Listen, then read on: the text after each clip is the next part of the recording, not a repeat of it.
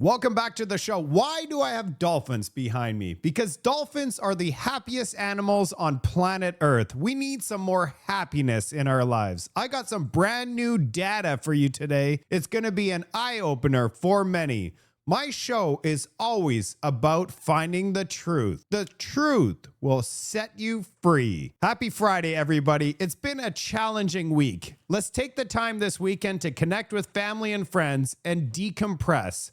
Love thy neighbor. We are actively under attack. Good versus evil. This is not about left or right. It's actually good versus evil. Remember that. Let's let the light shine bright and take out all the shadows. We need to eliminate it. In today's report, we're going to expose the liberal lies. Let's get into the show.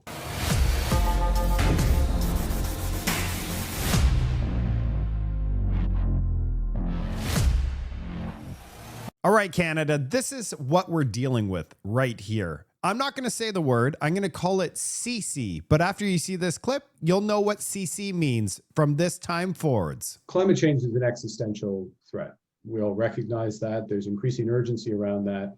But the converse of that, the flip side of that is if you're taking steps, making investments, coming up with new technologies, changing the way you do business, all in service of reducing and eliminating that threat, you're creating value. And what we have seen increasingly, spurred initially by the Sustainable Development Goals, accelerated with Paris, and then through social movements and others and governments acting, is society is putting tremendous value on achieving net zero. So the companies and those who invest in them and lend to them, who are part of the solution, will be rewarded. But those who are lagging behind and are still part of the problem will be punished. He has not changed. He's the same person as seen in this video. And I have a few more clips before I show you the data sets. This is from today. Thank you. I'm happy to take that question and to say that we've had actually a wonderful time in Alberta as a caucus talking about the issues that are important to all of our caucus members, which includes fighting climate change, which we know when we hear from our communities is a central issue that they want to see us continue to do, and it's important to the future of our country.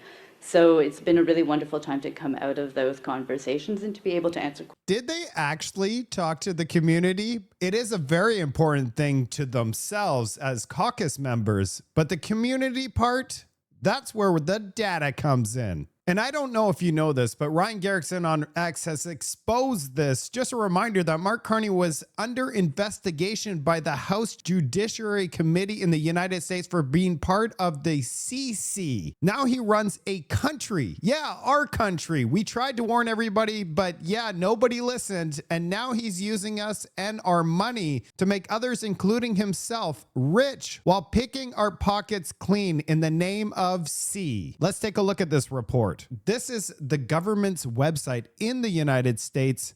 We're going to look at the most pertinent details. The CC members include the Glasgow Financial Alliance for NZ.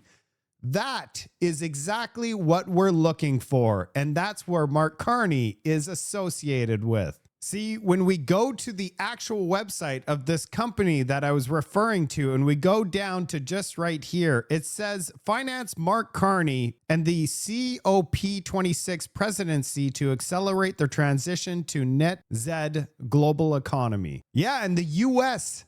Oh man, this is explosive information. I suggest that you screenshot this. I can't even read it. If you read a couple things, is muzzling corporate free speech and petitioning. Yeah, and there's a whole lot more in this. Now we're working alongside the European Union to combat climate change, to achieve the Sustainable Development Goals. Climate change is making our country more vulnerable. The Arctic's melting. Our wildfires and floods are more frequent and devastating. Third thing we're going to do is to ensure that there's fair competition for our companies and that we penalize high polluting foreign imports. So we're going to develop a carbon border adjustment mechanism. What that does is promote jobs here at home. It prevents carbon leakage abroad. and it aligns Canada with our allies who are still engaged in the fight against climate change. Which allies is he talking about? This ally? We've ended the radical left war on American energy. We've stopped their crusade on coal. Did you see what I did the other day? Clean, beautiful coal. I said, you're not allowed to use the word coal unless you say clean, beautiful coal. So you have guys getting up, Department of Energy. We have great people at Department of Energy. They talk about clean, beautiful coal. You know, China uses coal. They're opening up a coal plant every week, a massive coal plant. But we're not allowed to use it. But now we are, because last week I gave it absolute, total approval. And you know what I don't give approval to? Those stupid windmills that go round and round and round. And we've ended the Green New scam. We've reopened ANWR, the greatest drilling site anywhere in the world, in Alaska, and implemented the new energy policy of the United States. You know what it is? We have a policy. It's called Drill, Baby, Drill. That's our policy. Which country's going to be going up in economic prosperity? We're seeing the same thing across Europe, like UK here. The UK simply can't afford the enormous cost of NZ, and NZ won't make a difference whatsoever, part of lining the pockets of NZ-linked corporations. The UK are less than 1% of total global. Businesses struggle to afford, the NZ report claims. This is from 12 hours ago, guys. If you want to know where this entire thing is going, an Australian Senator, Malcolm Roberts, says the UK just concluded a trial of personal carbon dioxide allowance in order to meet their NZ goals. And just so you know, the maximum that you could have would buy you a 26-gram piece of red meat. That is it. Just a little taste in your mouth. Not that we could already not afford it at the stores. The price is so bad, and it's only going up from here. You're going to have to take a look at this. The UK has just concluded a trial of a personal carbon dioxide allowance, which, as the name implies, calculates how much carbon dioxide is produced annually in the UK, and then divides that per person per day, then works out by how much that figure needs to fall in order to meet net zero goals. We have the white paper in my office that informed the trial. The whole concept of a daily carbon dioxide allowance is now out there for all to see. Conspiracy theory no more. I bloody told you so. To anyone who is advised by data and empirical evidence, not mass formation psychosis, carbon dioxide is the gas of life, necessary for all life on Earth. It's plant food. The more CO2 produced, the more food, plants and trees the Earth is blessed with. The climate change scam is not founded on science, it's founded on feelings. It has become a religion for those who consider themselves above religion. Quick maths means your daily food allowance of 2,600 grams of carbon dioxide will be enough to buy 26 grams of red meat, one mouthful, and then eat nothing else that day. I raised this years ago in this chamber when the World Economic Forum first called for a limit on red meat of 30 grams a day. Another conspiracy theory that's come true. A cooked breakfast will have to be half the size to squeeze into your daily allowance, again with nothing left over for food for the rest of the day. Your daily allowance will cover 2 plant-based meals a day because predatory billionaires like BlackRock and Bill Gates are buying up farmland to grow the cereals and soy needed for plant-based meals. So not surprisingly, the whole thing is rigged towards the products they can exploit for their own financial gain, including plant-based fake meat, which contains 20 chemical ingredients. Most are shared with pet food. The World Economic Forum at Davos has hosted speakers calling for this system to include carbon dioxide credit trading, so rich people can live their lives exactly as they do right now, and poor people can skimp on food, clothing, travel, electricity and entertainment, and sell their excess credits to rich people. The rules never apply to the people that make them.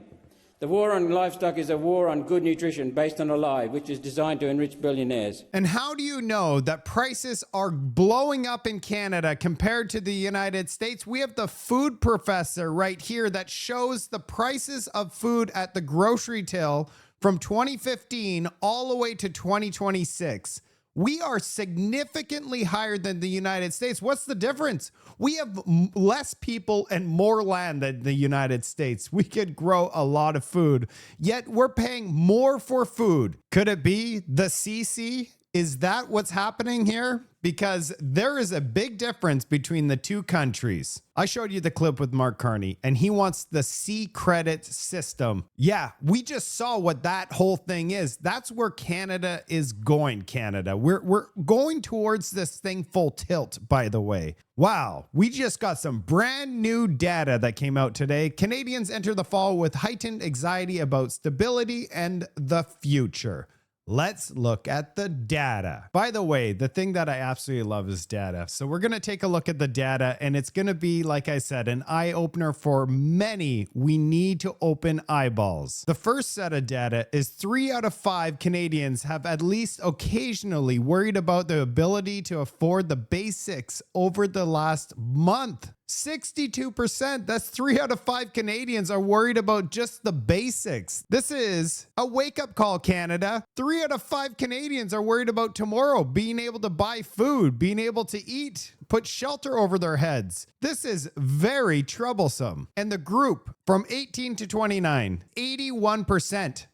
That means 19% are saying they're okay, but everybody else, wow. And the group of 30 to 44, 70% are worried about just covering the basics. Families with children under 12, 3 out of 4 are worried. And lower income is also at 73%. Let's take a deeper dive into these numbers. The concern about the ability to afford basics in the last month. So if you are 18 to 29 is 81%, 30 to 44 is 70%, and 45 to 59 is 63%. And if you're over the age of 60, it's 43%. Even if you make over $100,000 a year, 50%, the other 50% are worried about just the basics. If you're making $100,000 a year and you're worried about the basics, something is broken in this country. And check this out. If their main source of income is lost, nearly 1 in 2 Canadians would only be able to maintain their current living standards for 3 months or less. Wow. This is boom. Under the age of 60, 54 and up.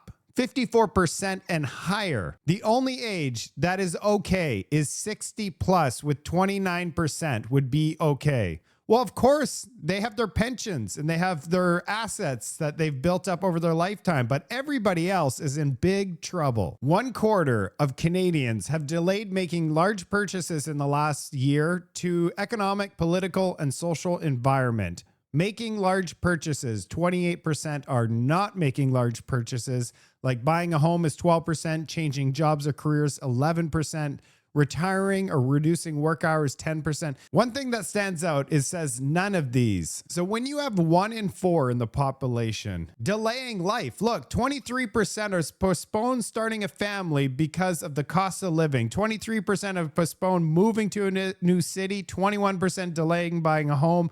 21% is changing jobs or careers, and 19% pursuing higher education or skills. This is a troubling sign for this country. This is the most important chart out of everything, because this is a wake-up call, Canada. The cost of living is the biggest cause of anxiety when considering one's family's future, along with housing affordability, security, and getting quality health care. Check out what is most important to Canadians right now.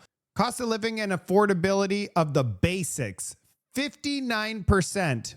Housing affordability and security, 34%. Getting quality health care, 30%. Global events, 25%. Stable employment and income, 24%. And check this, CC. This is the most important part. CC and extreme weather, 18%. That is it.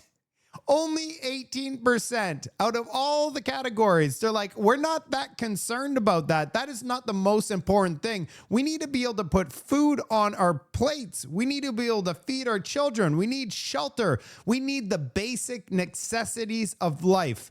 And then we have a liberal government that is going full tilt on 18% of what really matters to Canadians right now. This is a wake-up call for the country. They're not serving our best interests whatsoever. If they actually cared, they would take a look at this survey and they would do a full pivot. We need change in this country. We do not need this border adjustment and all these 5 projects of national interest that are already close to the finish line. They haven't introduced any new ideas. They have done nothing for 6 months. They've only opened an office and paying that one person $577,000 they have to still staff the thing. Then they have to review everything. And the projects are going to take 2 years before they're even approved. And who knows how long it's going to be to develop any of these new projects. We are going backwards in this country. We are going down so fast. It's like, how far do we need to go for everybody in this country to wake up? Look at the most important things in this country. It's affordability. We are not able to afford the basic necessities of life. This is a wake-up call. We need every single young Canadian to wake up and start voting for affordability, because we're not going to get it with this Liberal government. Sorry, I had to rant, but this is catastrophic, Canada. We need change, and it's not from the Liberals. Let's go back to happiness, because that was way too much for me to handle. And I'm sure all of you out there are seeing these reports and showing that only 18% care about the CC. And get this, every single day you open the newspaper, you open the TV, you open everything that they're providing us. And it's like, the biggest threat to our existence right now is CC, and yet only 18% of the population sitting here saying that's the most important part, even though on a daily basis they make sure to let us know this is the biggest thing that we need to worry about. We are all finished if we don't take care of this. Yet everybody in this country is looking like, have you lived in my life, government? You guys are making $400,000 or $300,000 plus expenses, and you're telling me that we should be worried about this when we're having trouble for basic necessities. 60% of Canadians are worried within the next months if they're going to be able to feed themselves food. Holy crap, Canada. This is insane. Whoa. Woo. I'm sorry, but I'm fired up today. It's Friday. What can we do about it? That's the most important part. First of all, share this video with every single person that you know. They need to take a look at the data. We are being cloaked. Like they're throwing a blanket over our eyes. It's going to be okay, Canada, but we're going to go over this direction and do this thing that nobody else in the world is going to do, because we're going to be a leader in this thing. And if you don't do it, we're going to punish you. You will all get punished. Holy, we need change in this country, and we're not being offered the correct change, okay? All right, that's it for today's report. I had a lot of fun. Make sure you spend some quality time with your friends and family. Tell them that you love them this weekend. Give them a big hug. I'm going to be seeing my family on Sunday. I'm going to try to still get a report out. We'll see if I have time. I'll have a report out tomorrow evening, late at night, so you'll be able to see it Sunday morning. I look forward to providing all of these reports for you guys. Have a wonderful weekend. I'll see you on the next report.